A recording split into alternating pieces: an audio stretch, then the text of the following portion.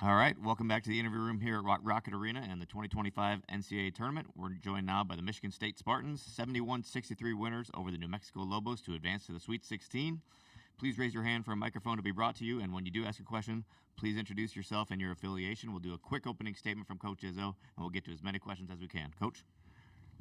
We're going to Atlanta, and all the meals are on you, right, guys? Yeah, I got you. You got me covered? Yeah.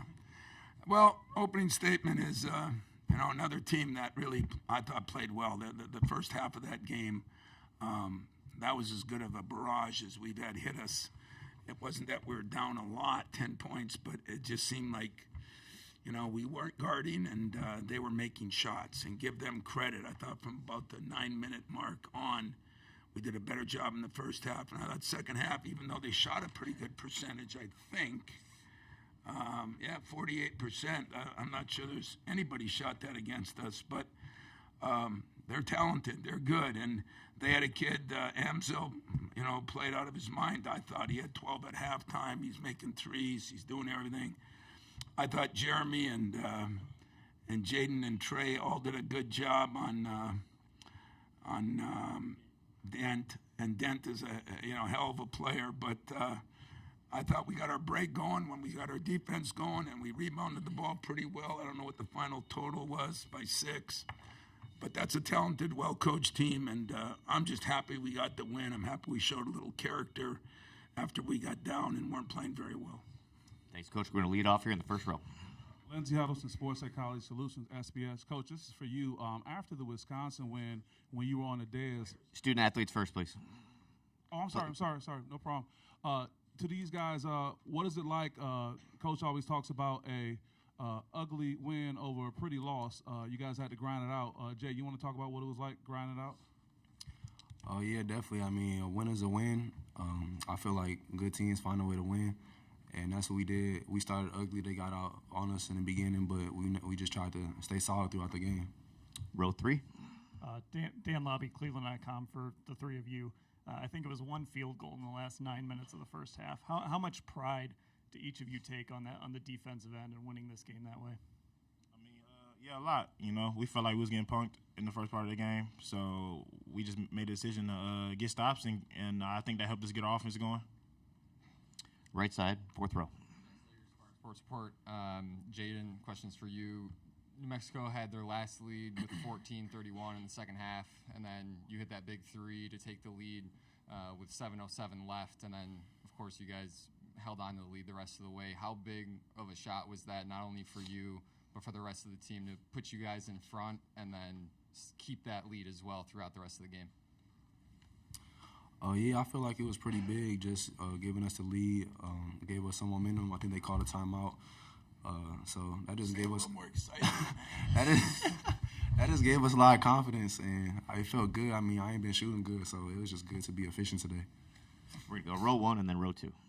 Travis Nelson, Wilby News Herald. This is for Jaden and Trey, both you guys. I mean, it felt like the veterans stepped up for you guys tonight. I mean, you two and Frankie. It just felt like the upperclassmen showed out today. So what are your thoughts on what motivated you in that half to not will you guys to the win? Trey, why don't you take that one?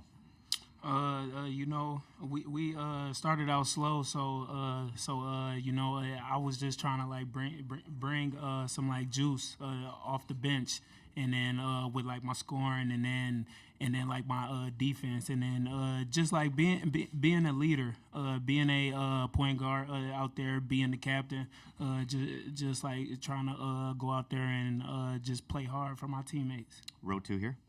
Rico Beard, 97.1. Jaden, as a senior captain, what did you have to say to Jace? He had a slow game, really didn't get it going till late. What was the advice that you gave him? This is just like an anomaly game for him. He never do that, but sometimes that happens. But as you can see, the last 6 minutes of the game, he came in clutch with a lot of big plays, free throws, had a putback. So that's just the type of player he is. He's going to keep playing. Everybody knows how talented he is, but, he definitely for the team, and he was going to do anything to help us win. We're going to take 2 more for the players, row 3, row 1. I guess this could also be for Jane. I'm also asking about Jace. How uncommon is it for a freshman who struggles all game, and then when it gets down to crunch time under the bright lights, for him to show up when it really matters?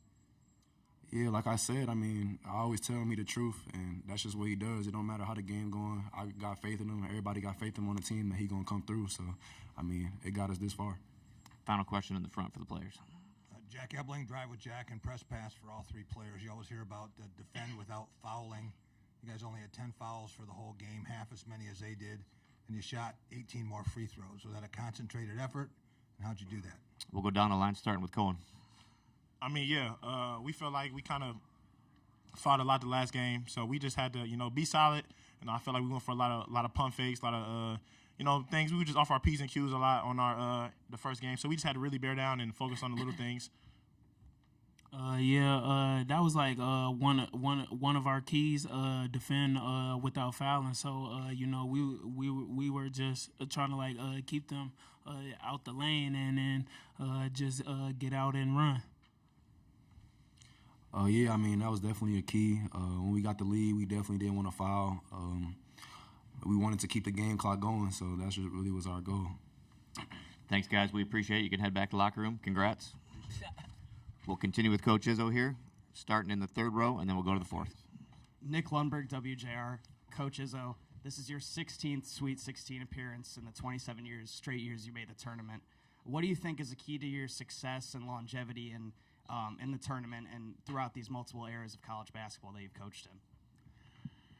I don't know. I mean, I still think for my whole career, starting my first year when I think we grabbed 26 offensive rebounds against Arkansas, who was one of the toughest teams in America. We've kind of built on that. We've kind of stuck with it. We still defend and rebound, and Jeremy's starting to really push the ball. We're getting our running game going a little bit, and that's kind of what we are. We defend, rebound, and run, and yet, for the year, we've scored almost 78 points a game. Where we let down a little bit is our free throw shooting hasn't been as good lately, and that has to be addressed this week because in a tournament, that's how you win games. And our defense hasn't been as consistent, and some of that, we've got a couple guys wearing down a little bit, even a couple of our big guys, and we have a couple guys that, sometimes matchup problems. It's not the best teams that win. It's those teams that play the best, and sometimes it's not who you play, it's the matchup. I shouldn't say it's not who you play, but it's the matchup of who you play. And I think we've had a few problems with that, and that's why we've adjusted, going small a little bit. Cohen's really come on big. Frankie's helped a little bit. And, when they were talking about defending without falling, that was one of the major keys because Dent is unbelievable. He gets, I think, 8.5 free throws a game, and he had 0. So we had what we call our 6-eye approach when he should have been seeing 6 eyes every time he had it. And it wasn't perfect, but it was pretty good, and yet it cost us a little bit early with the other guys hitting some threes. Let's go to Justin. Justin Williams from The Athletic. Coach, the pace seemed to really favor them early. How did you guys flip that? I don't know if the pace favored them. I mean, we were going to run. They want to run. To be honest with you, I think what hurt us was we didn't guard, and they did guard. And, and they had a couple guys hit some shots that normally don't, hit those kind of threes. And so they played good. That's a good team. Don't kid yourself. That is a really, really good, well-coached team. And I told you, our margin for error is not great. We're not going to sit there and walk up and out-talent anybody. It just doesn't work that way with us. They know it, I know it, and most of you know it. And that's not insulting. That's a fact of life. Right side here in the front row, Coach. Hey, Tom. Jim Comparoni, SpartanMag.com. What did you see out of Frankie Fiddler tonight? He gave you some important glue minutes and a lift here and there. That's a senior. I'd imagine enjoying an NCAA tournament appearance with Michigan State for the first time. What did you see from Frankie tonight? Well, Frankie plays a little more physical and a little tougher, and probably our fault. We tried playing him at the 3 a lot. He can play the 3, but he's more effective at the 4 when he can get, do some things against guys not maybe bigger than him, but not quite as quick as some of those wings are. And I just thought he made some muscle plays. He has the ability to get fouled. He was shooting 90% from the free throw line for most of the year, and he missed a couple, too. We had a lot of guys miss some free throws that are really good free throw shooters. So if we could home in on that and do a little better job on that, pick up our defense for 40 minutes instead of for 30 or 26, keep our rebounding where it's at. I think Frankie and Cohen help in that respect because they just give us more athletic people at that position. 3 final questions on the left, Coach, starting with Wojo. Tom Bobadowski, Detroit News. Down 10 in the first half. Jace isn't hitting anything. That's a problem. How much solace and comfort do you always take in those situations, knowing your defense can turn it on in the second half, like it has the first 2 games of the tournament so far?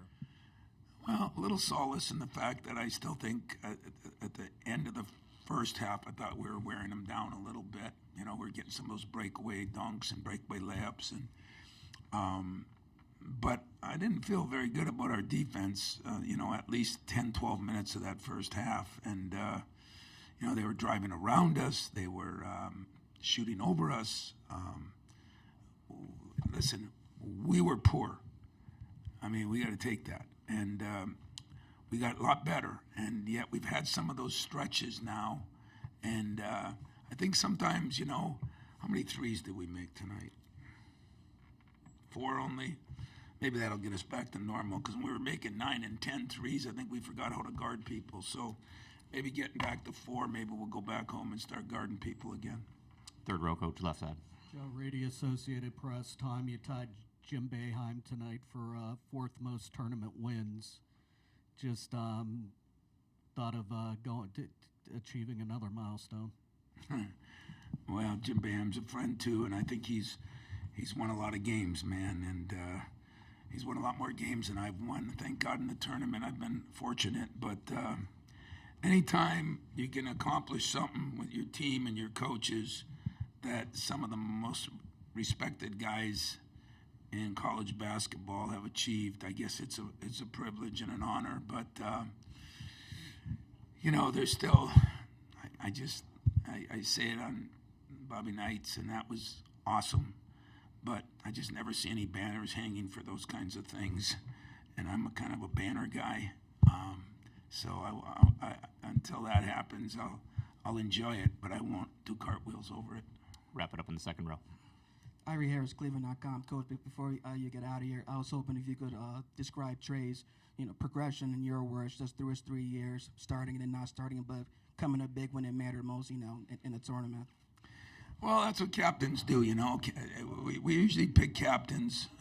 Team votes on some guys and this and that. And for some reason this summer I said Trey's going to be a captain, and and then I didn't start him, and I did start him. I mean, he's a starter. He's just a 6th starter. I mean, he's as valuable to us in a lot of ways. It just helps our rotation the way we did it. It has nothing to do with his exact skill, but he's gotten better every year. He's starting to shoot the ball better. He throws great lobs, and he's really throwing some really nice lobs, and and he can really get into people defensively. I thought tonight it was interesting. I had 3 different players asked to come out of the game because they were tired. That for me was the greatest thing that happened, because that means they're spilling it, and that's what I asked them to do, spill it. And I think we got a little bit nervous or maybe too excited. That happens to Jackson Kohler sometimes, and you burn up your energy that way. But Trey has been solid. He's been a good leader. He's accepted things. He embraced them. And shooting it better, passing it really well, and he can really defend. So I see this as getting better and better and better, and hopefully for a great senior year. But we got some games left. As Jeremy Fears said, I told him the greatest thing that happens in these games is when the last game of the weekend, you try to win the weekend. When the last game of the weekend's over, if you still get to practice, that's a good thing. And first thing Jeremy said, "Hey, Coach, we get to practice Monday." I said, "You're damn right," and I'm going to be excited about it. Coach, thanks. Good luck in the second weekend. Thank you, guys.